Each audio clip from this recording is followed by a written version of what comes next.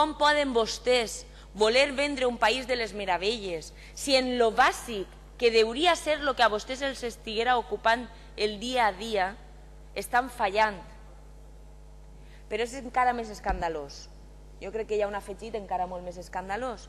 No solament és que vostès fallen en lo bàsic, podrien dir que és que no saben exactament quina estratègia aplicar, sinó que és que tothom és conscient de que vostès ho estan fent en premeditació i alevosia. És a dir, vostès estan creant el caos. Estan creant el caos en el tractament de residus. I a més, s'ha dit en diversos debats, tots sabem a més quina és la finalitat.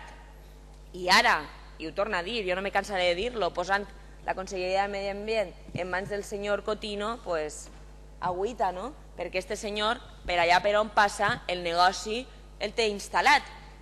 És això que va traslladant-lo, però li dona igual quin siga la conselleria que estiga llevant en aquest moment.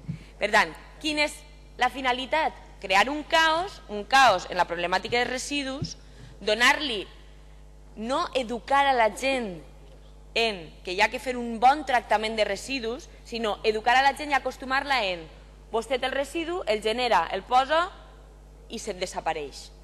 És a dir, no fomentar que la pròpia ciutadania estigui implicada en el bon tractament de residus. I aleshores vindre en la perleta, en el caramelet i dir-li no, és que per lo que li hem ensenyat, per lo que no li hem educat, que és que de sobte desaparega, doncs tenim la meravella, que és la incineració.